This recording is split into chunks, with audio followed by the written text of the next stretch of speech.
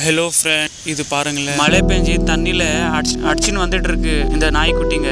பார்த்தா ரோட்ல ஒன்று இருந்துச்சு, அந்த வழியாக போய் இந்த ஒரு அக்கா பார்த்துட்டு அந்த டாக் குட்டியை எடுத்துட்டாங்க.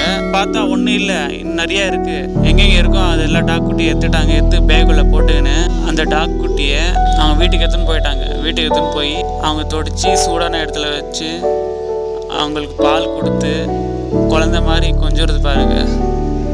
இந்த அக்காவோட மனசு மாதிரி வருமா எல்லாருக்கும்?